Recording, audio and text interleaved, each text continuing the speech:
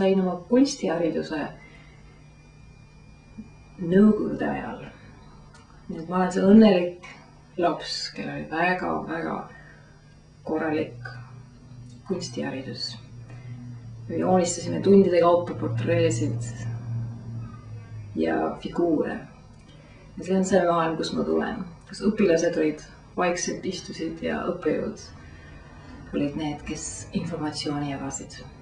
Ja nüüd olen ma siin Ameerikas viimased 7-8 aastat, kus kunstnikul on selline vabadus teha, mida tahad.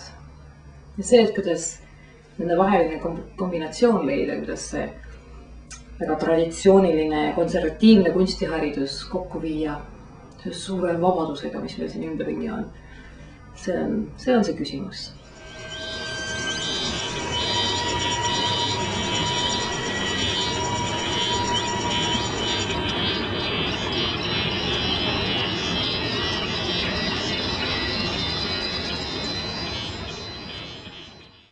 So here I am in America, and 7-8 years ago when I arrived, I felt very distant and kind of as a very stranger in the society.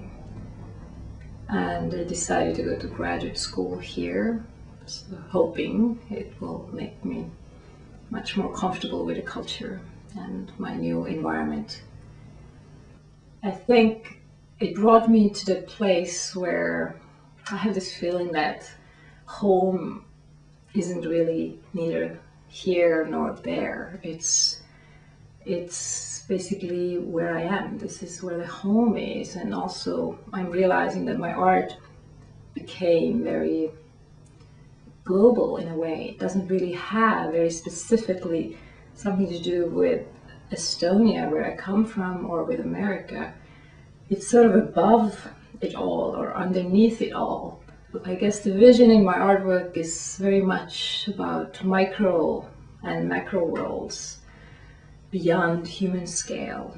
You know, one scale I'm not as interested in is the human scale, because there's so much more. For example, if you look from far above down to the earth, what can we see? And how many more dimensions there are besides our everyday scale. Or if you go very close into things, we use microscope to study things very, very close. There's this immense diversity in those micro and macro worlds. I have this vision that there's information out there, and it consists of tiny, tiny units. There are particles of dust, of crystals, digital particles, dots, points of energy, whatever we can name them. And all these little particles are in constant motion. They swirl, they jump, they bump into each other. They create chaotic systems, and at times very orderly. They are in flux.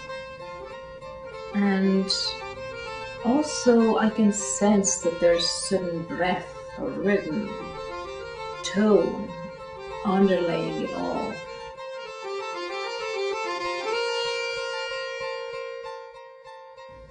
It's sort of like all-encompassing sense of life. It's not just something I feel while making the artwork, but also walking in the midst of people, and perhaps especially in New York City, where all of the pedestrians are as little particles in the big, chaotic and at the same time very orderly movement.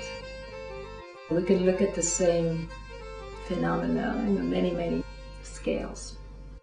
So while my work stems from the perspective, I use multiple media in my artwork, often drawing, sometimes photography, video, digital imaging, and recently also sound.